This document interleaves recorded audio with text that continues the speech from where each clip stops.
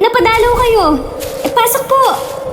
May pinuntahan kasi akong kumpare ko na malapit lamang dito sa inyo. Kaya tumuloy na rin ako dito. Ang mga apo ko nga pala. Nasa eskwelahan pa po ang dalawa niyong apo. Magmerienda po muna kayo. Salamat, Iha. Ang tagal-tagal nang nasa abroad ang asawa mo hindi man lang niya maipagawa itong bubungan ninyo. Paano kayo pagdating ng tag-ulan? Wala pa naman pong tulo ang bubong namin Hihintayin niyo pa bang magkatulo bago niyo palitan yung yero? Hindi rin po kasi namin mauna yan dahil sa mga gastusin dito sa bahay. Tuition fee pa lang po ng mga bata, magkano na? Bayad pa po nila sa service buwan-buwan, tsaka pagkain namin dito sa bahay.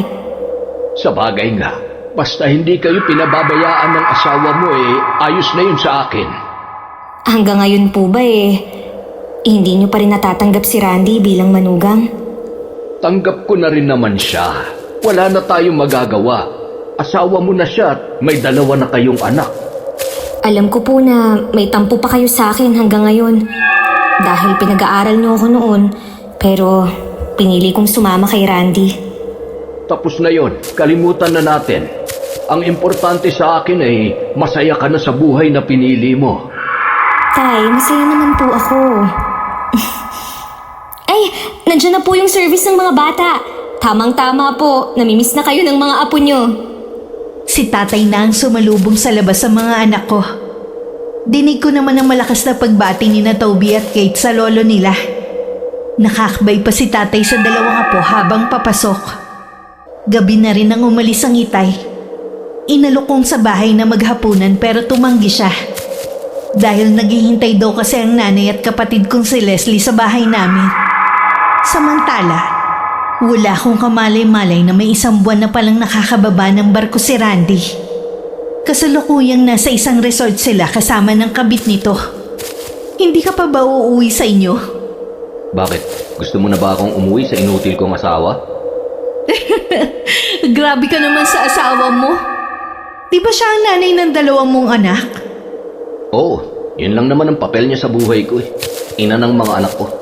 Wala naman talaga akong balak seryosohin ng babaeng yun. Nagkataon lang na nabuntis ko. Sa madaling salita, napikot ka lang niya? Parang ganun na nga. Huwag na nga natin siyang pag-usapan. Ayoko masira ang araw ko. Labas-labasin na lang natin ng sandali magkasama tayo. Okay, sinabi mo Abala ko nun sa mga gawaing bahay nang makarinig ako ng makina ng sasakyan na tumigil sa tapat ng bahay namin. Sa pag-aakalang bisita yun ng kapitbahay namin, hindi ko yun pinansin. Hanggang marinig ko ang pagbubukas ng gate. May kalumaan na kasi yun. Kaya maingay kapag binubuksan. Agad akong sumilip sa may bintana. Nanlaki ang mga mata ko nang makita kong si Randy ang dumating. Dali-dali akong lumabas ng bahay. At masaya ko siyang sinalubong. Randy! Randy, buti umuwi ka na! Parang gulat na gulat ka. Wala ka kasing sinabi nung huli kang tumawag na uuwi ka Gusto ko kasi kayong sorpresahin ng mga bata. Nasaan nga pala sila? Nasa eskwelahan pa ba? Pauwi na rin ng mga yun. Teka, gusto mo bang kumain? May ulam pa dyan. Meron pa din kanin. Iinitin ko lang saglit. Busog pa ako. Magpapahinga na lang muna ako. Gusto mo bang masalihin kita? Hindi na. Matutulog kasi ako Ilabas mo na lang ang mga madudumi kong damit at yung pasalubong ko sa inyo. Naghubad lang ng sapato si Randy at saka tumuloy sa kwarto namin. Inilabas ko naman ang mga chocolate nitong dala, shampoo at sabon. Pati mga damit niyang marumi inilabas ko na rin para malabhan ko na. Nung dumating ang mga anak namin, tuwang-tuwa ang mga to nang makita nila ang tatay nila. Hinayaan ko muna sila makapag-banding ng mag-aama. Inasikaso ko muna ang pagluluto sa kusina para sa hapunan namin. Dinig ko pa ang mga malulutong na tawanan ng mag-aama ko sa sala. Sobrang namiss ka ng mga bata. Kita mo nga kung hindi ko pa sinabi na maaga pa ang pasok nila, hindi pa talaga sila matutulog. Kung alam nyo lang na walang gabi na hindi kayong laman ng isip ko. Kung pwede ko nga lang hilahin ang mga araw sa barko. Ginawa ko na sana. Lagi ko namang dasal ang kaligtasan mo sa barko. Hindi kasi mawala sa isip ko yung nababalitaan ko na nawawalang mga seaman at hindi na natatagpuan ang mga katawan nila. Hindi mangyayari sa akin yon. Maingat naman ako at marunong makisama sa mga katrabaho ko para hindi nila ako pag-initan. Alam ko naman yun. Ay, oo nga pala. Kailan ka ulit sasakay ng barko? Tatawagan na lang ako ng agency namin. Bakit? Gusto mo na ba ako agad umalis? Pambihira. Kararating ko lang eh. Hindi naman sa ganun. Kung maaari na ayaw na kitang pabalikin sa trabaho mo. Kaya nga lang yan na talaga ang trabaho mo. Matulog na nga tayo. Pagod ako. Gusto ko magpahinga. Huwag mo nga pala akong gigisingin na maaga bukas, ha? Oo, sige. Dama ko na bahagyang nainis si Randy sa akin. Pagkatapos kasi magbilin, tinalikuran na niya ako ng higa. Hindi naman ako agad nahiga sa tabi niya. Sandali muna ako nagmuni-muni. Para kasing hindi man lang nasabik sa akin ng asawa ko. Ilang sandali pa, tahimik na lang ako nahiga at natulog. Kinabukasan gaya ng araw-araw kong ginagawa. Inasikaso ko na ang almusal at baon ng mga anak ko. Hinanap pa nila ang kanilang ama. Pero sinabi ko na lang na pagod ito at mamaya pagigising. Nang makaalis ang mga bata, ginawa ko naman ang nakasanayan ko na. Noon ko lang ulit napansin na marami na pala kaming kasangkapan na luma na at kailangan ng palitan. Kaya naman nang magising si Randy, binanggit ko sa kanya ang ilang problema sa bahay. Pwede bang pakainin mo muna ako? Pasensya ka na, Randy sige, kumain ka muna. Ito naman pagkain, bahaw pa. Di man lang ininit. Ay, oo nga pala. Pasensya na. Teka, iinitin ko lang muna ito. Nakalimutan ko kasi. Puro ka na lang pasensya. Di ka na talaga nagbago. Tsaka yung binabanggit mo, pwede mo naman sabihin sa akin yan sa ibang araw. Hindi pa naman ako aalis eh. Kaya ako lang naman nabanggit kasi baka makalimutan ko na namang sabihin sa'yo. Sa tingin mo ba hindi ko napapansin ang kalumaan nitong bahay? Pag-aari ito ng mga magulang ko. Huwag ka namang magalit, Randy. Maliit lang naman na bagay itong pinagtatalunan natin eh. Paano kasi kagigising ko lang ganyan na agad ang bungad mo sa akin? Hindi mo man lang ako hinintay na matapos kumain. Mabuti pa, kumain ka na muna. Tsaka na lang natin pag-usapan ng mga problema dito sa bahay. May pagkakataon talaga na may pagkamainitin ng ulo si Randy. Lalo na kapag hindi niya gusto ang sinasabi ko. Natuklasan ko lang yun nung nagsasama na kami sa iisang bubong. Sa loob din ng ilang taon naming pagsasama, hindi ako tumatanggap ng sahod kapag nasa barko siya. Sa pagkakaalam ng agency, binata pa rin ito hanggang ngayon. Kaya naman sa nanay niya napupunta ang sahod niya imbis na sa akin. Napag-usapan na namin dati na dapat sa akin mapunta ang sahod niya. Dahil ako ang asawa. Pero hanggang ngayon hindi pa rin niya nagagawa ng paraan. Hindi ko na lang pinagpilitan. Lalo't ng mga sandaling yun, hindi pa rin ako tanggap ng kanyang mga magulang. Sa katunayan ng bahay na pinatayo ng aking asawa ay napunta sa mga magulang at kapatid niya. At ang lumang bahay na aming tinitirhan ay lumang bahay ng kanyang mga magulang. Hindi ka ba dadalaw sa bahay ng mga magulang mo? Siguradong natutuwa ang mga yun kapag nalaman nilang nakababa ka na ng barko. Galing na ako dun. 1 linggo ako sa kanila. Ha? May 1 linggo ka na palang nakakauwi eh. Hindi mo lang ipinaalam sa akin. Naglaan lang ako ng 1 linggo para sa kanila dahil dito naman ako uuwi sa bahay pagkatapos. Di ba? Kahit na. Sana man lang ipinaalam mo sa akin. Kung sakali bang ipapaalam ko sa'yo papayagan mo ba ako na makasama sila? Sa tingin ko hindi. Hindi mo naman kasundo ang pamilya ko eh. Alam mong lahat ginagawa ko para lang makasundo ang magulang at mga kapatid mo. Pero hanggang ngayon, nagmamatigas pa rin sila. Kaya nga hindi ko na ipinaalam sa'yo. Kesa naman maipit ako sa awayan niyo. Sana naman alam mo kung sino ang dapat mong pinapriority ngayon. Ibig mong sabihin kalimutan ko ng pamilya ko? Ganun ba? Hindi naman yun ang ibig kong mangyari. Tama na. Tapos na yon. Wala ka na magagawa. Hanggang kailan ako magtitiis sa trato ng pamilya mo sa akin? Ha, Randy? Hanggang kailan?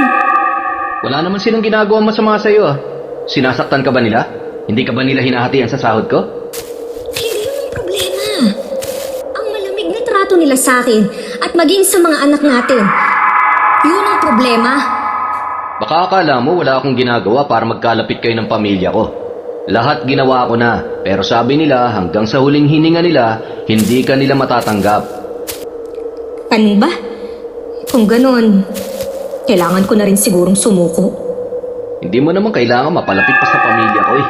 Hayaan mo na lang sila. Sana lang kasi, kung hindi nila ako tanggap, huwag na lang idamay ang mga anak natin.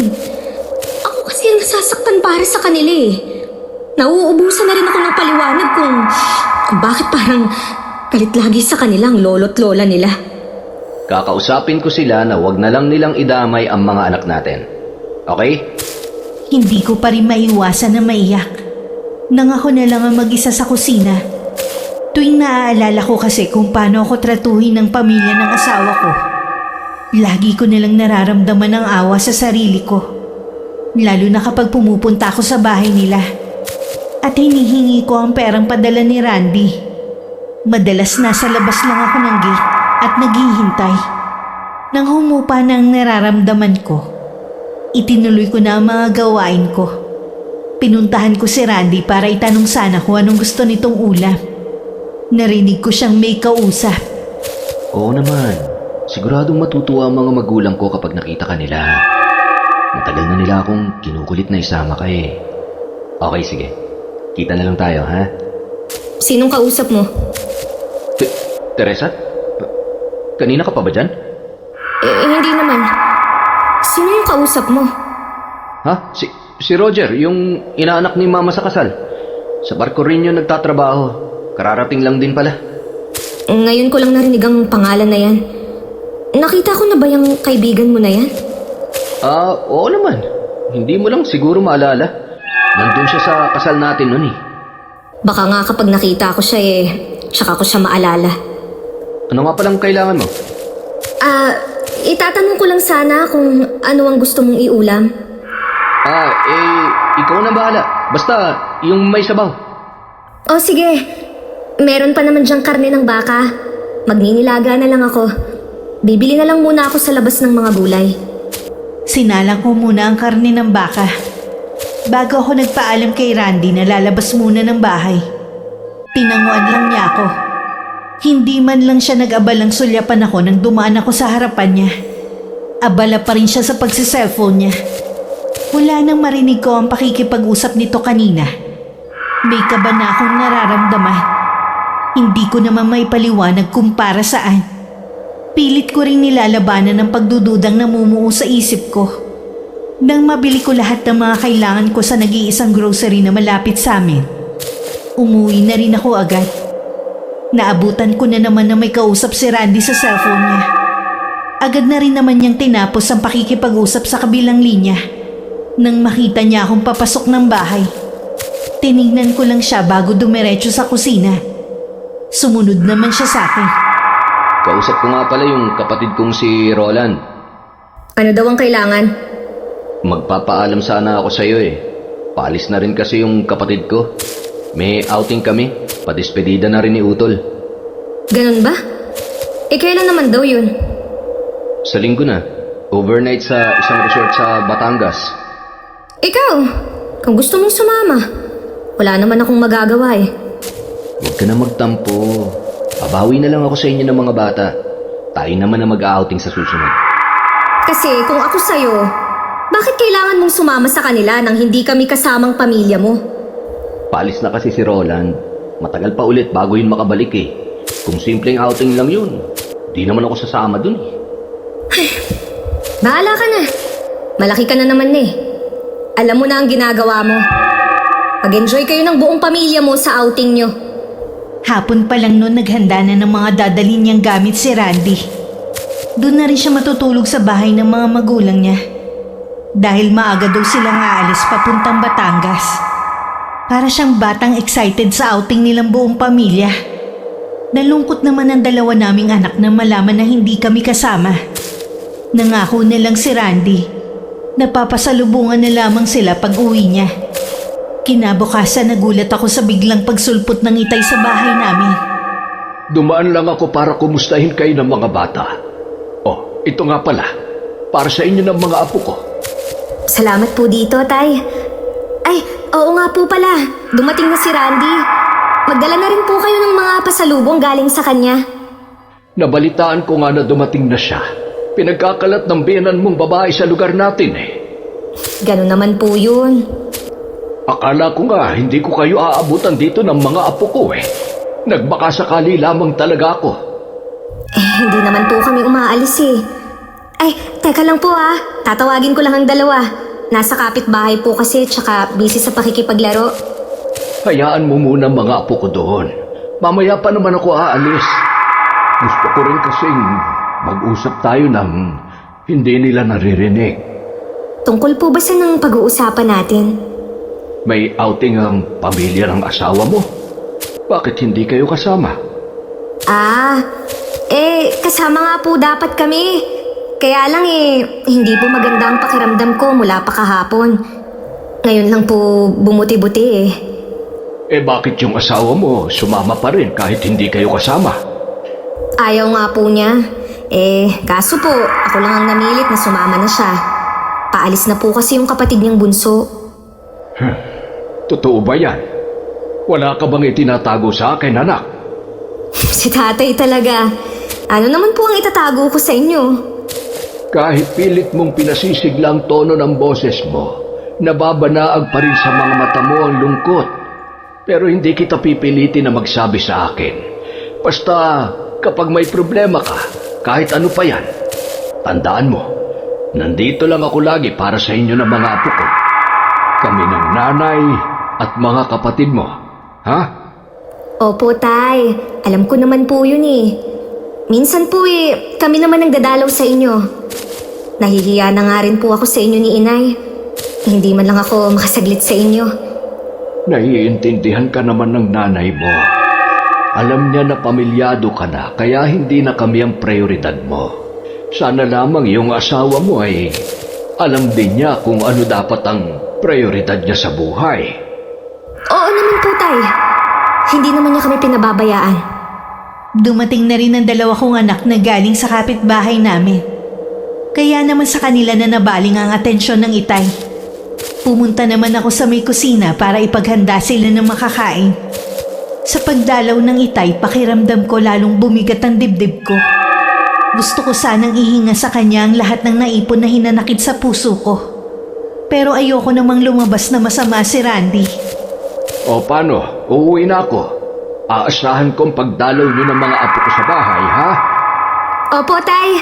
Pakisabi na lang po kay Inay na pasensya na po ah. Huwag kang mag-alala. Ayos lang yun sa kanya. Mag-iingat kayo dito ng mga bata. Kung may problema, tumawag ka lang. Opo. Mag-iingat din po kayo. Imbis na isang gabi lang, 2 gabi nang hindi umuwi si Randy sa bahay namin. Sa labis na pag-aalala, makailang ulit ko siyang tinatawagan. Pero hindi niya sinasagot ang cellphone niya. Sa ika-4 na araw, saka lang ito umuwi. Baka sa mukha nito ang kasiyahan sa outing nilang pamilya. Akala ko ba overnight lang? Oo nga sana, kaya lang ang ganda ng lugar kaya nagpasya pa sila na mag-extend ng isa pang araw. Mabuti nga walang guest sa susunod na araw kaya pinayagan kami na may-ari ng resort. Sana man lang tumawag ka. Alam mo bang nag-aalala ako sa'yo?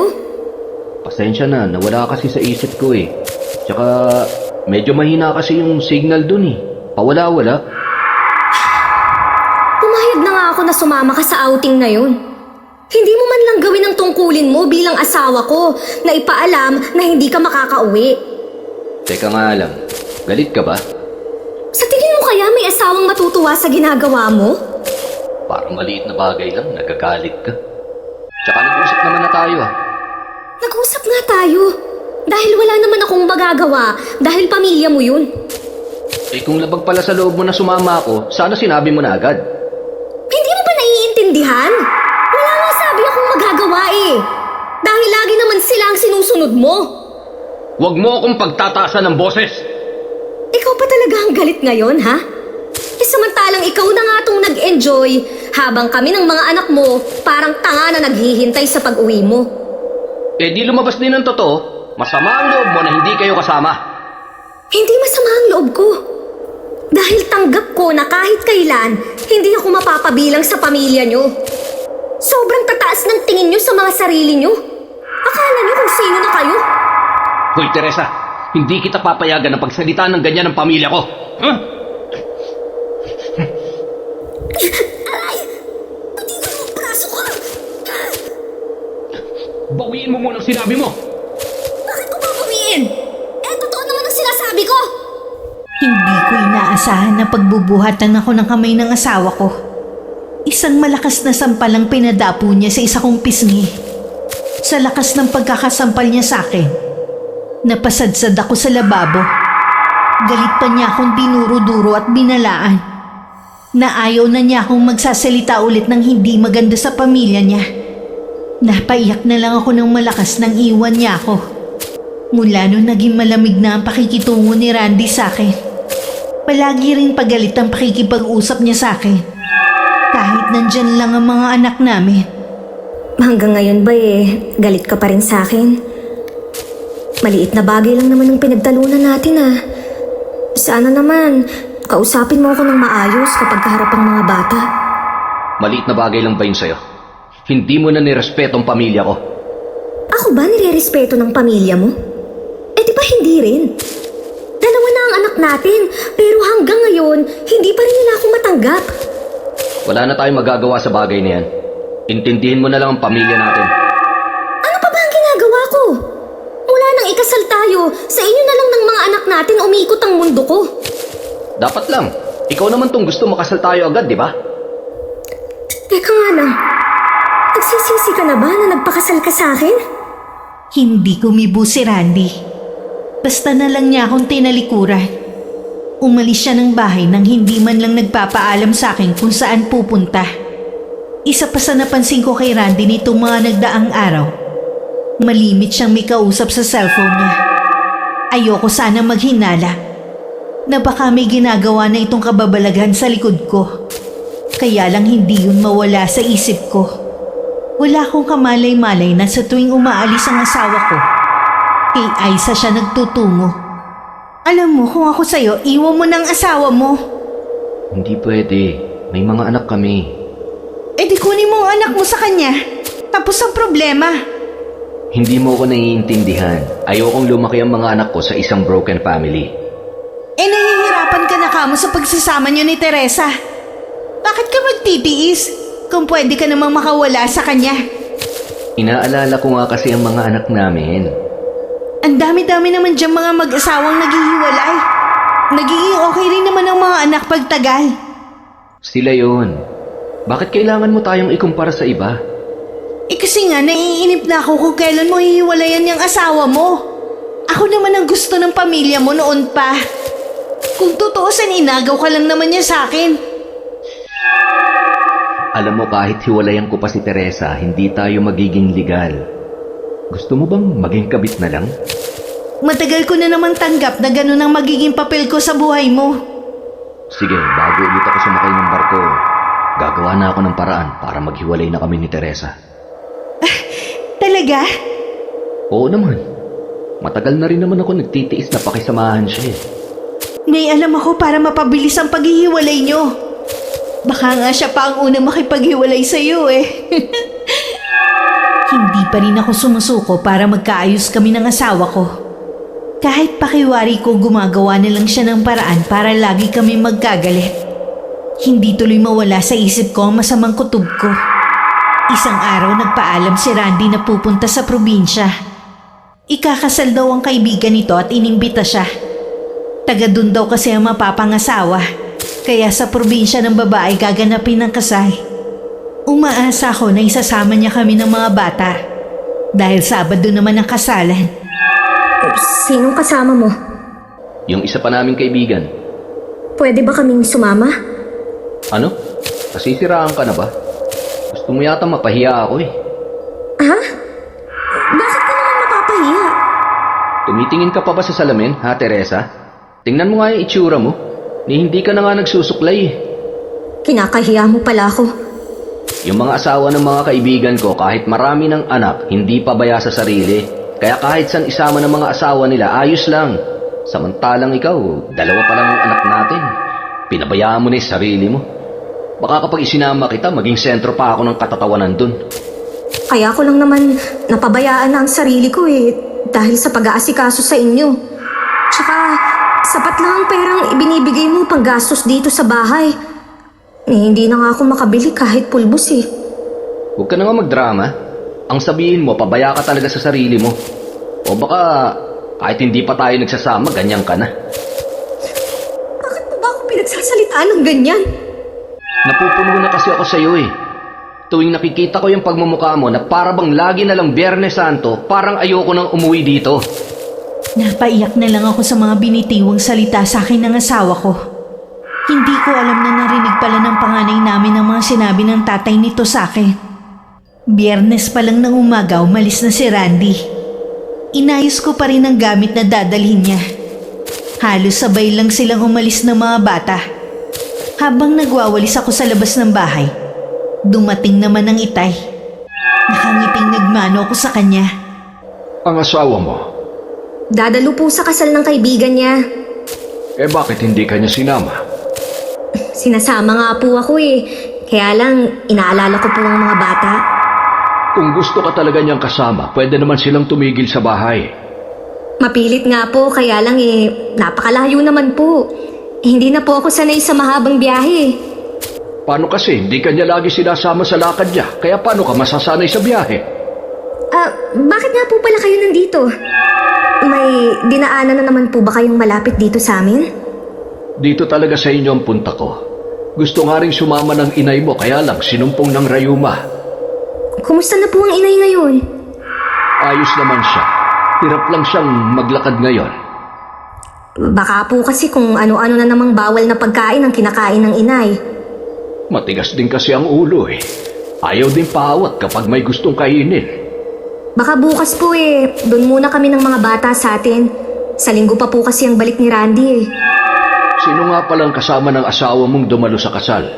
Kung kasal nga ba talaga ang pupuntahan niya? Kaibigan po niya. Tay, bakit naman parang may laman ang sinasabi niyo? May problema po ba kayo sa asawa ko?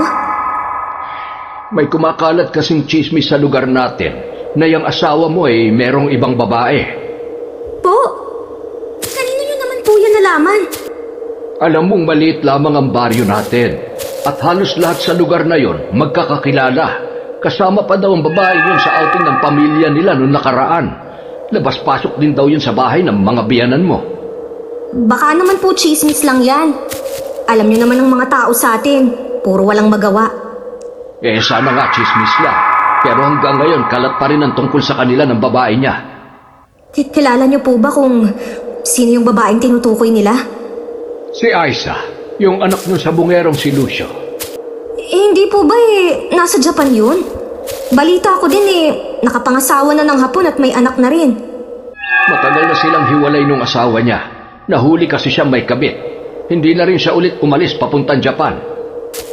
Hindi ko po alam na ganun palang nangyari kay Aiza.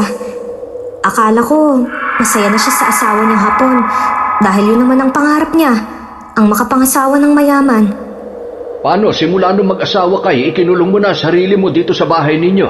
Kaya wala ka nang alam sa nangyayari sa paligid mo. Tay, imposible po na patulan siya ni Randy.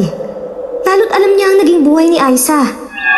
Eh paano nga kung totoo na may relasyon sila ng asawa mo? Kakausapin ko po si Randy pag uwi niya. Ayoko rin po kasing maraming maiwan na tanong sa isip ko. Kung sakaling totoo ang kumakalat na chismis, huwag kang magdalawang isip na umuwi sa atin. Hindi ko ahayaan na lokohin ka ng asawa mo. Baka kung ano magawa ko sa kanya, oras na magpang-abot kami. Dama ko ang galit ng itay ng mga sandaling yun. Mabuti na lamang pala maagang umalis ng araw na yun si Randy. Kahit hindi pa namin nasisigurong totoo ang kumakalat na chismis dito, baka hindi rin makapagpigil ng itay. Kinabukasan tuwan-tuwa ang mga anak ko nang malaman na dun muna kami sa bahay ng mga magulang ko. Kung malamig kasi ang pakikitungo sa kanila ng pamilya ng tatay nila, kabaliktaran naman yun sa pamilya ko. Akala ko ay hindi na kayo tutuloy. Nangako na po ako na dito kami ng mga bata hanggang bukas. Siya nga pala, dumaan ba kayo kanina sa bahay ng biyanan mo para makapagmano ang mga bata? Hindi na po kami dumaan. Ayaw din po kasi ng mga bata eh. Nagulat nga po ako sa sinagot ni Toby kanina eh. Bakit? Ano ba ang sabi ng apo ko? Bakit kailangan pa daw nilang magmano? Hindi naman daw sila itinuturing na kapamilya. Matalino yung panganay mo, iha. Alam niya ang nangyayari sa paligid ninyo. Mabuti pa siguro ay huwag mo muna silang palapitin sa mga biyanan mo kung hindi pa rin magbabago ang pakikitungo nila sa mga apo ko. May epekto rin kasi yun sa mga bata. Ayoko naman po kasing magmukhang bastos ang mga anak ko. Tsak na ibabato na naman nila yun sa akin. Naiintindihan kita. Kaya lang ay mas hindi tama na habang lumalaki ang mga apo ko, nararamdaman nila na hindi sila itinuturing na kapamilya. Kung hindi nila magawang mahalin ang mga bata, kami ang magpupuno noon sa kanila. Alam ko naman po kung gaano nyo kamahal ang mga apo nyo. Lahat kayo magkakapatid at ang mga apo namin, mahal na mahal namin ang nanay ninyo. Bakas ang lungkot sa mukha ng mga anak ko nang magpapaalam na kaming uuwi sa bahay namin. Sadya talagang napakabilis ng oras. Kung pwede nga lang pahintuin muna. Nangako naman ako sa kanila na tuwing Sabado dadalaw kami doon. Naisip ko kasing tuluyan nang nakalimutan ni Randy ang pangako niya. Nababawi sa mga anak namin. Ni minsan kasi hindi pa niya naipasyal ang mga to mula nang dumating siya. Pagdating sa bahay naglinis muna ako. Baka kasi biglang dumating si Randy. Pero hanggang nakapagluto ako ng hapunan, hindi pa rin siya dumarating. Sinubukan ko naman tawagan ng cellphone niya pero nakapatay. Lunes na ng tanghali siya dumating. Parang wala siyang dinatnan na tuloy-tuloy lang siyang pumasok sa kwarto. Sumunod naman ako. Akala ko ba kahapon ka uuwi? Hindi ko kasi alam na 2 araw ang selebrasyon ng kasal sa probinsya eh. Nakakahiya naman kung basta na lang kaming uuwi. Sana man lang kasi tumawag ka para hindi ako nag-aalala. Mahina ang signal doon kaya hindi ka rin makakatawag. Lahat na lang yata ng puntahan mo, mahina ang signal. Ano bang problema mo, ha? Nandito na ako, ano pa bang ipinaghihimutok mo? Dahil ba sa hindi kita isinama? May, wala na yun sa akin. Pero sana man lang kasi tumawag ka. Para kang walang asawang iniwan dito eh. Tigilan mo na nga ako. Pagod ako sa mahabang biyahe, gusto ko magpahinga. Lumabas ka na nga lang muna dito sa kwarto. Bago ka magpahinga, mag-usap muna tayo. Talaga bang hindi ka titigil, ha? Totoo bang may relasyon kayo ni Aiza? Saan mo naman nakuhang ideya na yan, ha? Baliw ka na yata eh. Sagutin mo ang tinatanong ko sa'yo. May relasyon ba kayo ng babaeng yon, ha? Wala kaming relasyon ni Aiza. Kung sino man ang nagpapakalat ng chismis na yan, mamatay na siya. Silang lahat. Kalat na yan sa buong baryo natin. Kasama rin daw ang babaeng yon nung nag-outing kayo ng pamilya mo. Kaya ba ayaw mo kaming isama ng mga anak mo, ha? Oo, aminin ko, nandun si Aiza. Pero si Roland ang nag-imbita sa kanya. Alam mo naman na noon pa, magkaibigan ng 2 yun. Sana nga, hindi totoo na may relasyon kayo ng babaeng yon. Dahil kung hindi, ano? Pinagbabantaan mo ako, ha? Alam mong kasalanan sa Diyos at sa batas ng tao ang pakikiapid. Oras na malaman ko ang totoo. Kakasuhan ko kayong 2. Nawawalan na ako ng pag-asa na magkakayos pa kami mag-asawa. Hindi na rin kasi kami nagtatabi sa iisang higaan. Pinaalis niya ang mga gamit ko sa kwarto namin. Bahala daw ako kung saan ko yun ilalagay. Alam na rin ng mga anak namin ang hindi namin pagkakasundo ng kanilang ama. Si Toby nagtatanim na ng galit sa tatay niya. Pero pilit ko pa rin ipinapaunawa sa kanila na huwag silang magagalit kay Randy at mawawalan ng respeto. Manang-mana talaga sa iyo yung si Toby. Minsan tuloy gusto ko na magduda kung anak ko ba talaga siya. Ano na naman ang pinagsasabi sabi mo, Randy? Hindi ako makapaniwalang sa tagal ng pagsasama natin eh. Mag-iisip ka pa ng ganyan sa anak natin. Alam mo, ikaw lang ang lalaking minahal ko. Mula noon hanggang ngayon. Hindi mo mayaalis sa akin na magduda lalo't ganyan ang ipinapakitang pag-uugali ng batang yan. Ni isa sa mga katangian ko, wala man lamang nakuha. Ni hindi ko nga rin kamukha eh. Kung may napapansin ka mang pagbabago sa ugali ng anak natin, dahil kasalanan mo rin. Nakikita niya kung paano mo ako tratuhin sa bahay na to. Ang sabihin mo, sinisiraan mo ako sa kanila para magmukha kang kawawa at inaapi. Hindi totoo yan. Pinagtatakpan pa nga kita sa mga ginagawa mo eh. Tama na nga! Tatramahan mo na naman ako eh. Teka lang, saan ka na naman ba pupunta? Lagi mo na lang ba akong lalayasan tuwing mag-uusap tayo? Randy! Randy! Ilang araw nang hindi umuwi ng bahay ang asawa ko. Para tuloy akong zombie sa itsura ko dahil hindi ako masyadong nakakatulog sa gabi. Dahil sa kakaisip sa sitwasyon namin, lalo tuloy ako naguguluhan. Sa kung ano ba talaga ang gustong mangyari ni Randy sa pagsasama namin. Lingid sa akin tuwing wala siya sa bahay namin. Magkasama sila ni Aiza. Nang mga sandaling yun palabas sa isang restaurant ang dalawa. Wala silang kamalay-malay na kanina pa sila pinagmamasdan ng itay. Sa labas ng salamin ng restaurant na kinainan nila. Hinihintay lang silang matapos. Saktong paglabas nga nila, sinalubong na agad ng malakas na bigos ng itay ang asawa ko. Napatili naman si Aiza na makitang bumalandra si Randy sa semento. Bakas naman ang pagkagulat sa mukha ng asawa ko nang makilalang sumuntok sa kanya. Isa pa uling suntok ang pinakawalan ng itay sa kanya bago may umawat dito. Walang hiya ka! Animal kang lalaki ka! Paano mo ito nagawa sa anak ko, ha? Imbis na pamilyang kasama mo, itong babaeng mababa ang lipad na tong kasama mo! Mali po kayo nang iniisip sa amin ni Aiza. Huwag ka na magpaliwanag! Huwag mo akong gawing tanga!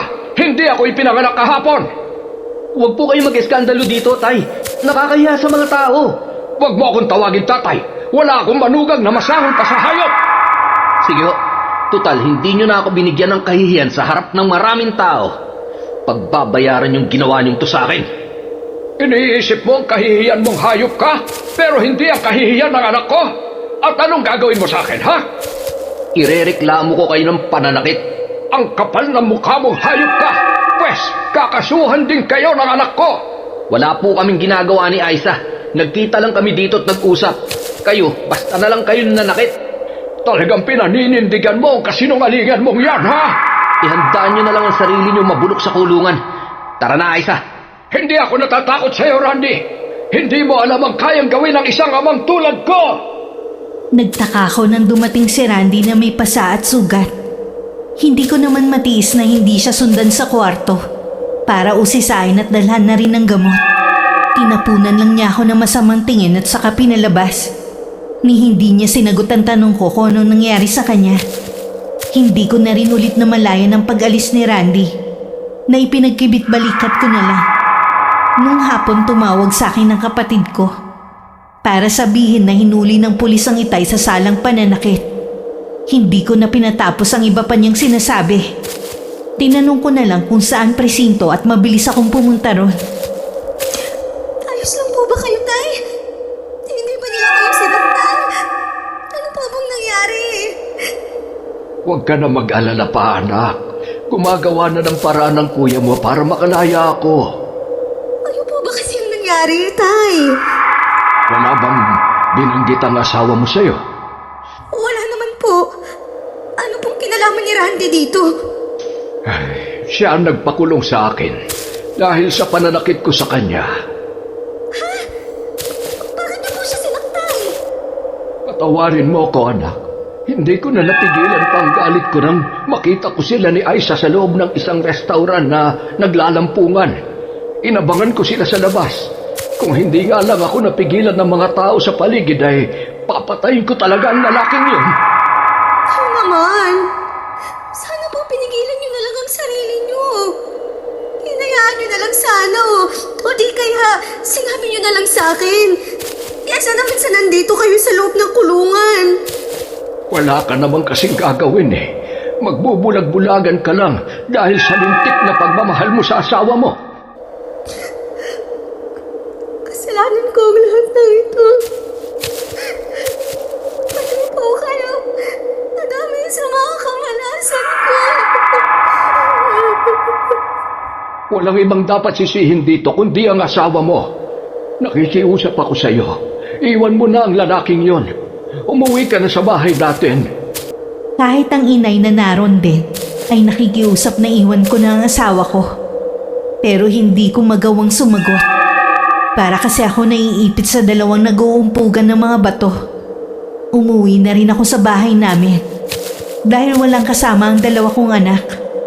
Ibiniling ko lang sila sa mabait naming kapitbahay. Buong gabi ko ring hinintay si Randy. Pero umaga na siya umuwi. Hayop ka! Paano mo yung nagawa sa tatay ko, ha? Matanda na siya pero nagawa mo pa rin ipakulong. Dapat lang yun sa kanya dahil sinaktan niya ako. Tama lang din sa'yo ang sakta ng itay. Ang kapal ng kamot ng babaeng yun. Talagang dinidisplay niyo pa sa madla ang kababuyan niyo. At naniniwala ka sa sumbong ng tatay mong kriminal. Anong sinabi mo? Hindi kriminal ang tatay ko! Di ba nung mga bata pa lang kayo, nakulong na rin siya? Nakalimutan mo na ba yan, ha? Walang kasalanan ng itay! Napagbintangan lang siya noon! Kaya nga nakalaya siya agad eh! Pwes sa pagkakataong to, hindi na siya makakalaya sa ginawa niya sa akin. Hayop ka! Ang sama mo! Tumigil ka! Ako pa talaga ang sinaktan mo, hayop ka! Tama lang sa'yo yan. Magsama kayo ng kriminal mong ama. Nagsisisi na ako ngayon kung bakit ikaw pang pinakasalan ko. Sige! Puntahan mo ang babaeng yun! Magsama kayo! At titiyakin ko na hindi rin kayo magiging maligaya! Mula nun hindi na umuwi si Randy sa bahay namin. Kapos na rin ako sa pambaon ng mga anak ko sa eskwelahan at pambili namin ng pagkain. Wala akong pagpilian kundi ang lumapit sa kapatid ko. Kinukumbinsi rin niya ako na iwan na si Randy. Pero nagdadalawang isip pa rin ako dahil sa mga anak ko. Nakalaya na rin ang itay sa kulungan sa tulong ng kaibigan ng kuya namin. Dahil nahihiya ako sa mga magulang namin, hindi ako makapunta sa bahay namin. Habang nasa eskwelahan ng mga bata, naisipan kong pumunta sa simbahan. Baka sakali kasing maliwanagan ang isip ko at makapagdesisyon ako ng tama. Papasok na sana ako nang makasalubong ko si Aiza. Nagkagulatan pa kaming pareho. Marunong ka rin palang magsimba? Oo naman. Ano naman ang akala mo sa akin? Akala ko kasi, ang alam mo lang ay ang mga bet at manira ng pamilya. Anong sinabi mo? Uy, ingat sa lalabas dyan sa bibig mo. Kagagaling mo pa naman sa loob ng simbahan. Kung nanggagaliiti ka dahil kay Randy, oo, ako na mismo ang magsasabi sa'yo. May relasyon kami ng asawa mo. Hindi ko rin naman kasi siya masisi. Tingnan mo naman kasi ang itsura mo. Daig mo pa yung naging katulong namin dati. Losyang ka na nga, mukha ka pang mabaho.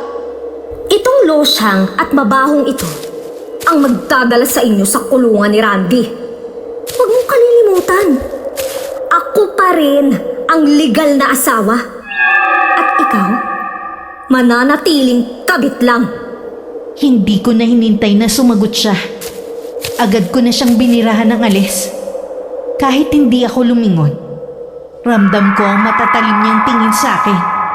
Sa sulok ako umupo para walang makapansin sa akin. Humingi muna ako ng kapatawaran dahil sa ginawa kong pakikipagtalo kay Aiza. Sa mismong tapat ng entrada ng simbahan. Ilang sandali pa, inilabas ko na lahat ng saloobin ko habang tahimik na lumuluha. Nang lumabas ako ng simbahan, magaan na ang pakiramdam ko. Pag-uwi ng bahay, kinausap ko ng masinsinan ng mga anak ko tungkol sa nangyayari sa amin ng kanilang ama. Agad naman nila akong niyakap at sinabing naiintindihan daw nila ako at sa akin sila sasama. Nung gabing yon dumating si Randy. Gising ka pa. Hinihintay talaga kita. Kung makikipag-away ka na naman, pagod ako. Mas gusto ko matulog kesa makipagtalo sa'yo. Nagkita kami kanina ni Aiza. Marunong din palang magsimba ang babaeng yun. Anong sinabi niya? Siguro naman, hindi ka na magkakaila ngayon. Umamin na siya sa totoo niyong relasyon. Tama lang pala na bugbugin ka ng itay. Teresa, Huwag mo akong lalapitan. May hawakan man lang. Nantidiri ako sa'yo. Baka mamaya pinakakahawa ka na palang sakit. hayaan mo akong magpaliwanag. Papaliwanag ka na naman.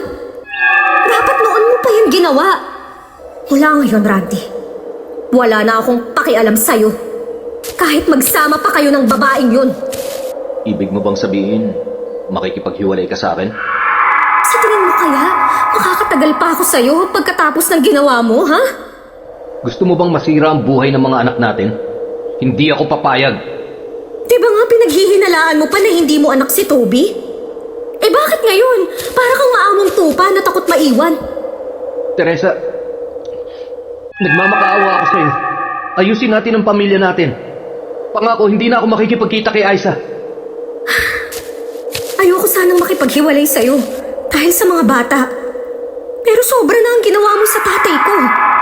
Nagsisisi na ako sa ginawa ko sa tatay mo. Tsaka, di ba, nakalaya na rin naman na siya?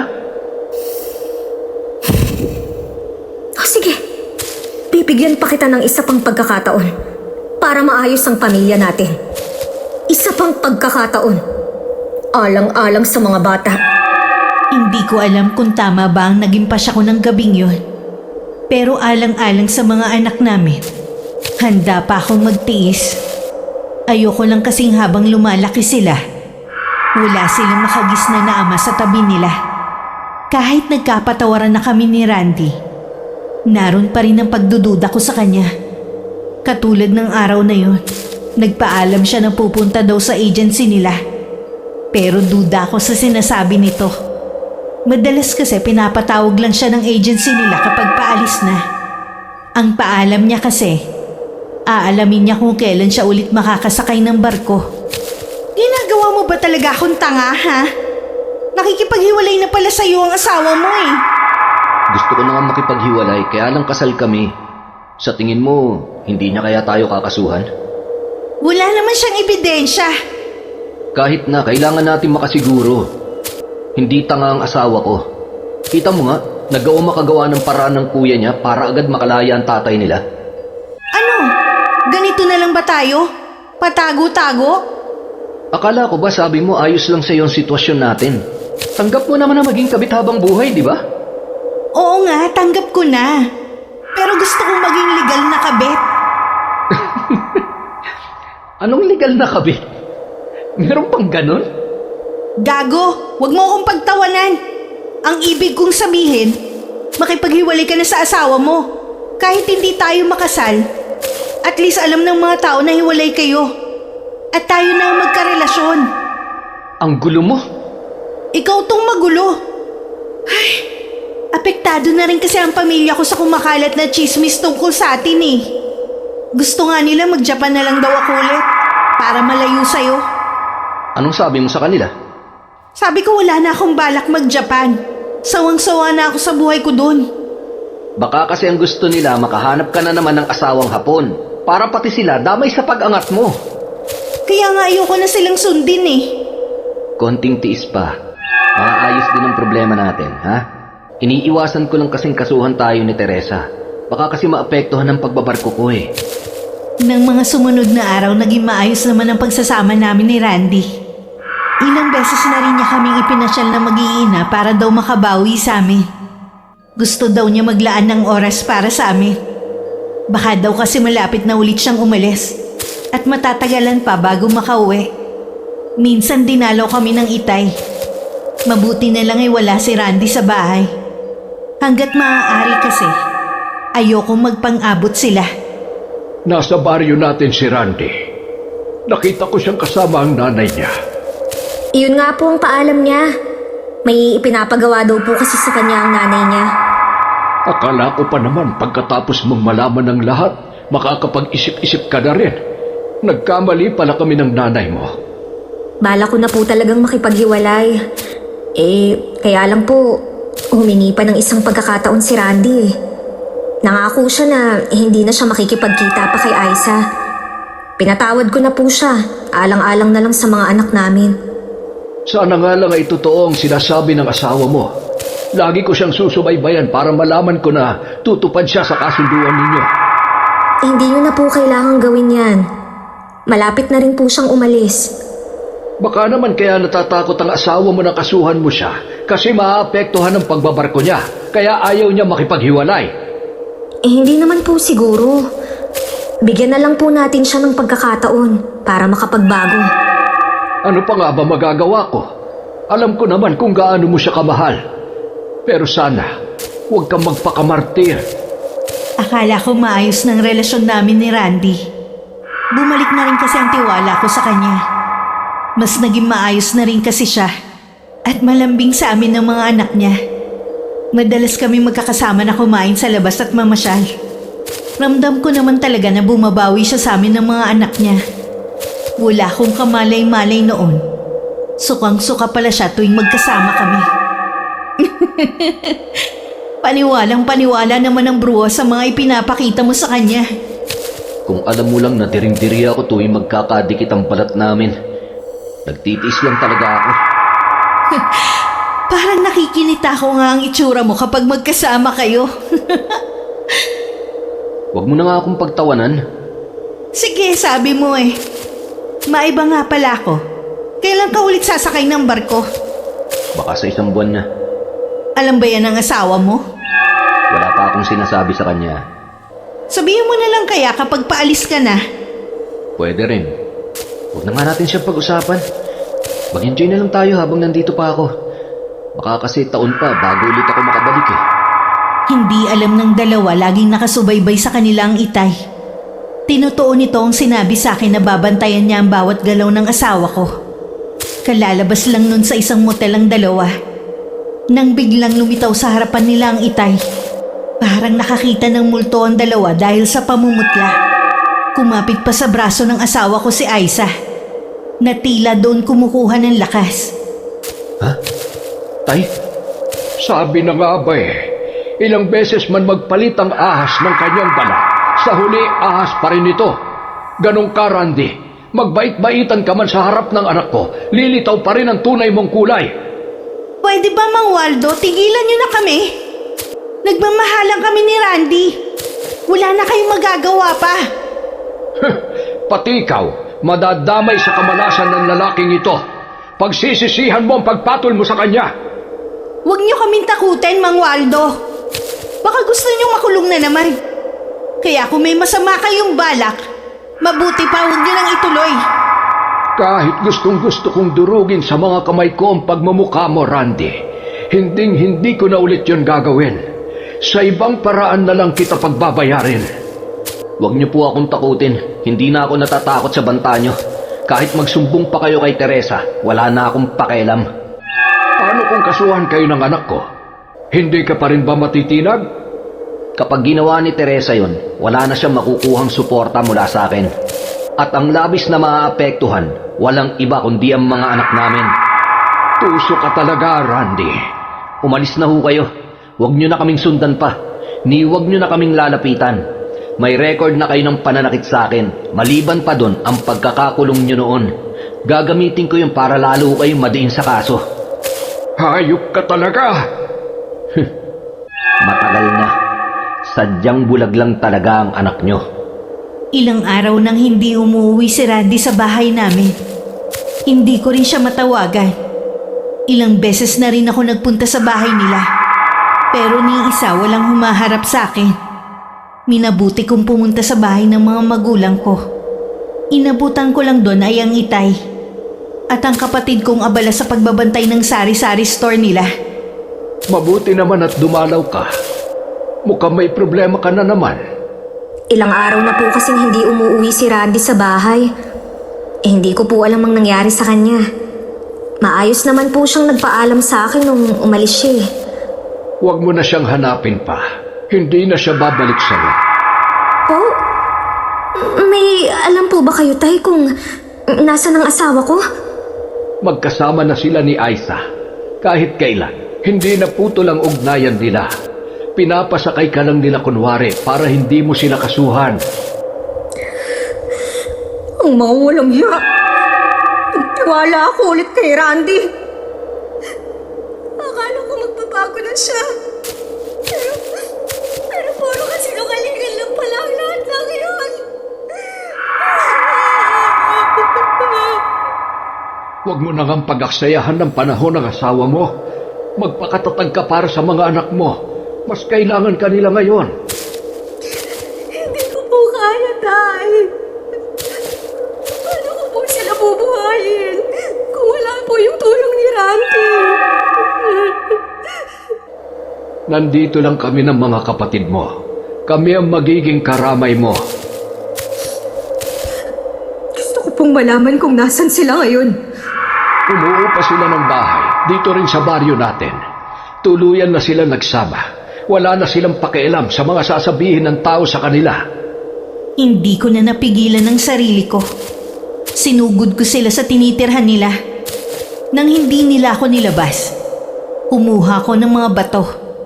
At saka pinagbabato ko ang bintana at pinto ng apartment na tinuluyan nila.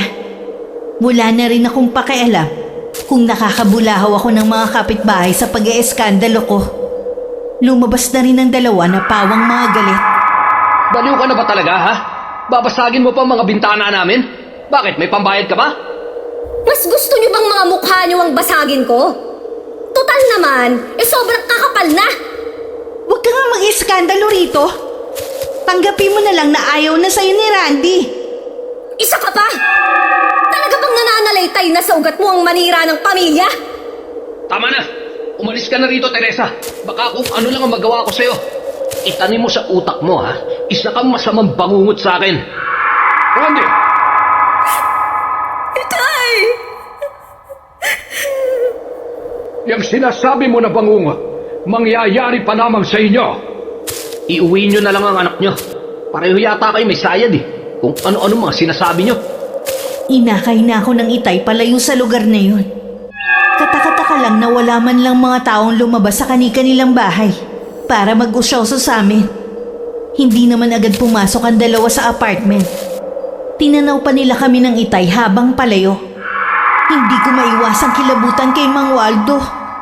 Maliban sa pagbabanta niya, nakakatakot din ang mga titig niya.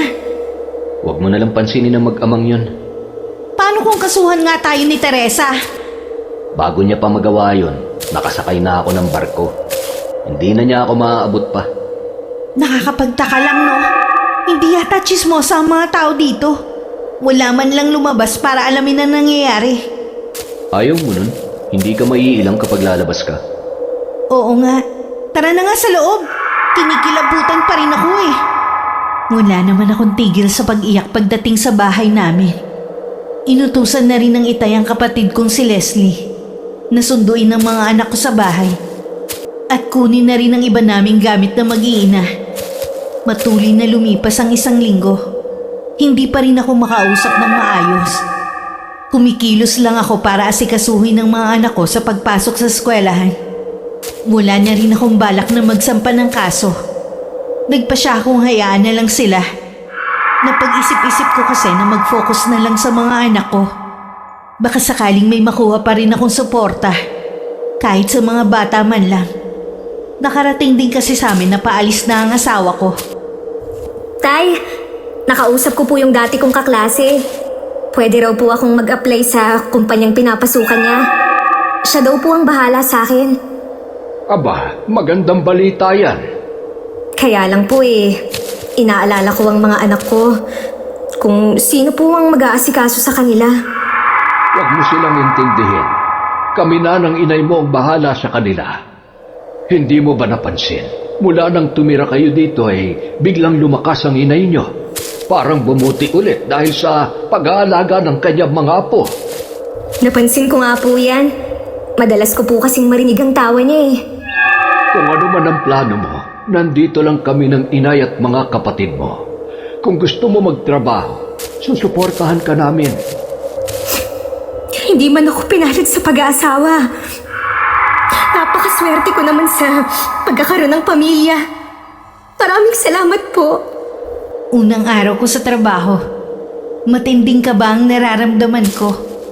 Sa tagal kasi ng panahon, yun ang kauna-unahan kong magiging trabaho. Mula noon itinuon ko na ang buong panahon ko sa trabaho at sa mga anak ko. Hindi na rin ako nakibalita pa sa asawa ko at sa pamilya niya. Lingid sa akin habang inuulan ako ng swerte. Sunod-sunod namang kamalasan ang dumarating sa asawa ko at sa kabit niya. Paano yan? Bumalik na naman ang landlady natin para maningil ng upa dito sa bahay. Nanghihiram nga ako sa kapatid ko kaya lang wala din daw siya ngayon eh. Anong gagawin natin? Bakit naman kasi hindi ka natuloy na sumakay sa barko eh? Wala naman sa akin ang pagkakamali eh. Tsaka makakasakay naman ako. Tatawag na lang daw ang agency sa akin. Baka bukas o sa makalawa palayasin na tayo dito. Lumipat na kaya tayo sa bahay namin. Sa bahay niyo? Ang hirap kayong pakasamahan ng nanay mo ngayon. Kasi wala na akong maibigay sa kanya. Hindi naman dun eh. Sa bahay namin ni Teresa. Sa lumang bahay niyo? Ayos ka lang? Mukhang malapit na mag-iba ang bahay na yun eh. Asawa mo lang yata nakatagal dun eh. Kung hindi ka sasang-ayon sa akin, umuwi ka na lang sa mga magulang mo. Itinakwil na ako ng mga magulang ko dahil sa pagsama ko sa'yo. Hindi na ako makakabalik dun. Wala na tayong pagpipilian kundi tumira sa bahay namin. Walang nagawa ang pagtutol ni Aiza sa gustong mangyari ng asawa ko. Kinabukasan din nagalsabalutan sila at umuwi sa dati naming bahay. Kung noon ay luma na yung tingnan, mas naging luma yun dahil sa ilang buwan ding hindi natirhan. Puro agiw na ang buong bahay at inaanay na rin ang ibang muebles na gawa sa kahoy. Hindi maitago ni Aiza ang pagkadismaya sa kanyang mukha sa nakikita. Ayaw lang niyang ibulalas. Pero gusto na niyang pagsisihan ng ginawa niyang pagsama sa asawa ko. Pakiwari niya kasi. Mangyayari din sa kanya ang mga naranasan ko kay Randy noon. Talaga bang dito na tayo titira? Pansamantala lang naman. Kapag nakalis na ako at nakapagpadala na ng pera, tsaka ka humanap ng bahay na pwede nating lipatan. Hindi kaya ito na ang karma ko? Bakit mo naman nasabi yan? Dahil sa kamalasan na nangyayari sa atin. Alisin mo nga yan sa isip mo. At tsaka, di ba ito naman ang gusto mo? Magsama tayo? Dapat nga, masaya ka eh. Paano ako magiging masaya sa sitwasyon natin ngayon? Di ba sabi ko pansamantala lang to? Hindi ka ba makaintindi? Ang mabuti pa, umpisahan mo na maglinis ng bahay. Ano? Hindi mo man lang ba ako tutulungan? Kaya mo na yan. Maghahanap lang ako ng pwede mautangan. Naiwan namang naiiling na lang sa inis si Aiza habang inililibot ang paningin sa buong bahay. Samantala ang asawa ko, pinuntahan ng mga magulang pero wala sa kanilang bahay. Pauwi na sana siya nang maalala na puntahan ng mga anak namin na matagal na niyang hindi nakikita. Ang itay ko ang nakaharap niya. Ang lakas ng loob mong tumungtong sa pamabahay ko! Yung mga anak ko po ang pinuntahan ko dito. May karapatan akong makita sila. Mula na ipagpalit mo ang pamilya mo sa kabit mo, nawalan ka na ng karapatan sa mga anak mo! Kahit po sana sandali lang makita ko sila at makausap man lang. Umalis ka na! Wala sila dito! Hindi ako naniniwala. Kate! Toby! Mga anak! Kahit maghapon ka pa magsisigaw dyan, hindi sila lalabas dahil nga wala pa sila dito. Nasa eskwelahan pa po ba sila? Oo, kaya pwede ba umalis ka na? Nakakaabala ka na sa amin. Walang nagawa ang asawa ko kundi ang umalis. Pero bumalik pa rin siya ng sumunod na araw. Doon niya nakita ang mga anak ko na kauuwi lang galing sa eskwelahan. Nagtaka pa siya kung bakit doon pa rin nag-aaral sa eskwelahan na yun ng mga anak namin. Ikaw na naman? Talaga bang hindi ka titigil sa panggugulo mo? Hindi naman po ako nang gugulo eh. Gusto ko po sana makausap ang mga anak ko. Tsaka, bakit po doon pa rin sila sa eskwelahan na yun nag-aaral? Ano bang inaasahan mo? Dahil hindi ka na sumusuporta sa mga apo ko titigil na sila sa pag-aaral? Nagtataka lang naman po ako eh. Kahit wala ka na sa buhay ng anak ko at mga apo ko, kayang suportahan ni Teresa ang mga anak niya nang walang tulong mula sa'yo. Kung ganon, may trabaho na po si Teresa? Nagulat ka ba? Masyado mo kasing minaliit ang anak ko. Kung inaakala mo na nakalimutan ko na ang ginawa mo kay Teresa, nagkakamali ka. Hindi pa tapos ang paniningil ko. Matagal nang nakaalis ang asawa ko pero nakatayo pa rin sa labas ng pinto ang Itay. At nakatanaw sa kawalan. Nagngingit-ngit pa rin ang kalooban niya dahil sa ginawa sa akin ng asawa ko. Hindi matatahimik ang kalooban niya hanggat hindi siya nakakaganti. Matindi magalit ang Itay na kahit ang inay hindi siya kayang pigilan. Tay, sino pong kausap niyo kanina? Si Randy, gusto niya makausap ang mga anak niyo. Hindi pa pala siya nakakaalis. Hindi pa. At mukhang malabo na siya makaalis pa. Huwag niyo pong hahayaan na makausap niya ang mga bata. Hindi ako papayag. Huwag ka mag-alala. Hindi ko hahayaan na makalapit siya sa mga apo ko. Salamat po, Tay. Alam ko naman po na maaasahan ko kayo ng inay pagdating sa mga bata. Hindi ko lang maiwasan na matakot nang malaman ko na nandito pa pala si Randy. Masyado ka kasing abala. Kaya hindi na rin namin binanggit ng nanay mo ang tungkol sa lalaking yon. Tsaka nakikita namin na masaya ka na ngayon. Marami po akong natutunan sa mga pinagdaanan ko. Isa na po ron ang mahalin ng sarili. Natutuwa ako't iba na ang pananaw mo, anak. Dahil po yun sa walang tigil niyong paggabay sa akin. Sa walang sawa niyong pagmamahal sa amin ng mga anak ko. Kung wala kayong pamilya ko, baka nasiraan na ako ng bait nung iwan ako ni Randy. Lingid sa akin, walang araw na hindi kami pinagmamasdan ni Randy mula sa malayo. Nagulat din ang asawa ko dahil sa malaking pagbabago sa itsura ko. Natuto na rin kasi akong maging palayo sa sarili na hindi ko nagagawa dati. Tanging si Itay lang ang nakakaalam sa pagsubaybay sa amin ng asawa ko. Bakit ba lagi ka nalang umaalis ng bahay? Imbis na alagaan mo ko. Hanggang ngayon ba masakit pa rin ang tiyan mo? Oo, tuwing hapon naman lumalaki. Tignan mo ang kutis ko. Ang dating mala porselana parang kutis matanda na. Hindi lang yun, naglalagas na rin ang buhok ko. At kahit anong ligo ko may kakaibang amoy na lumalabas sa pagkababae ko. Hindi ko tuloy maiwasang isipin na baka may kumukulam sa akin. Sino naman ang kukulam sa'yo? Sino pa bang gagawa nito?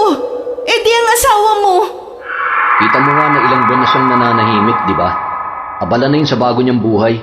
Wala na siyang oras para pag-aksehan tayo ng panahon.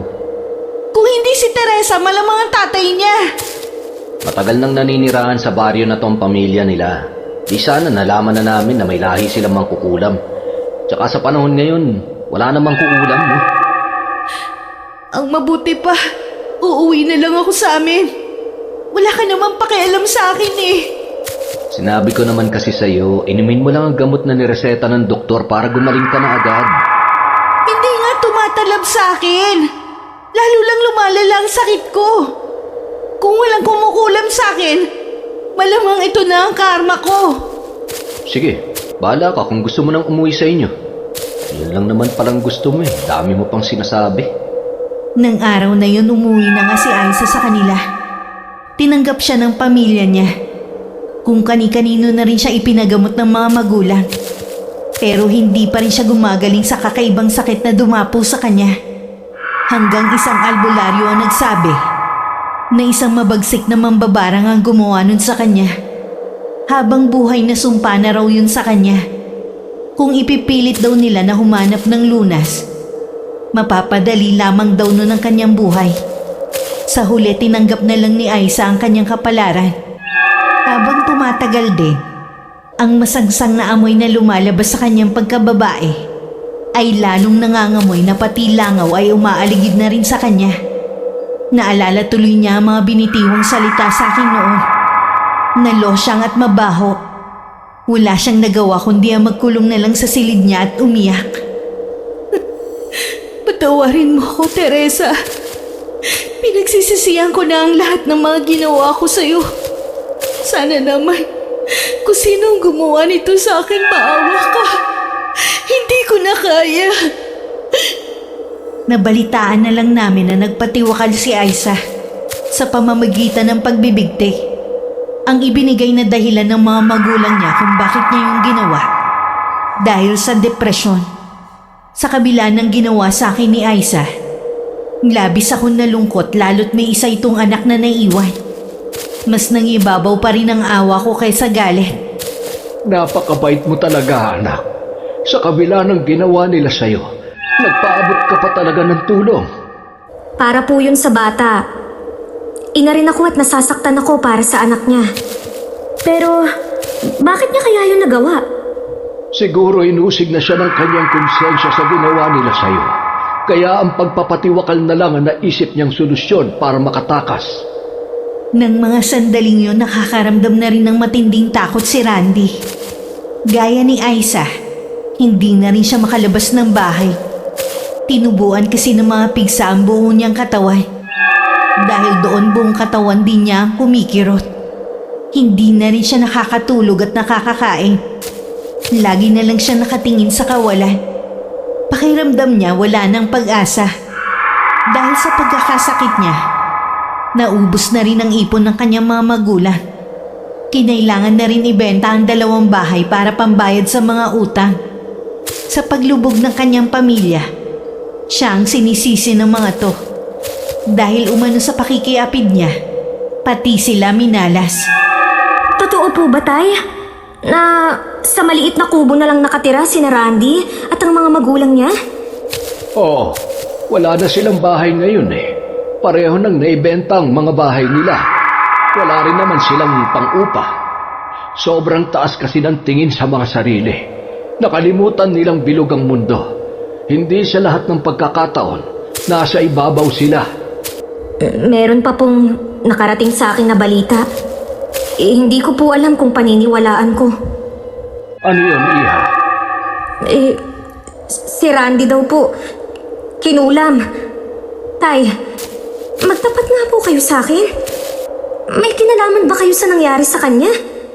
Kung mayroon man, tama lamang yun sa kanya. Magdusa siya habang buhay. Tay naman, bakit niyo po yun ginawa?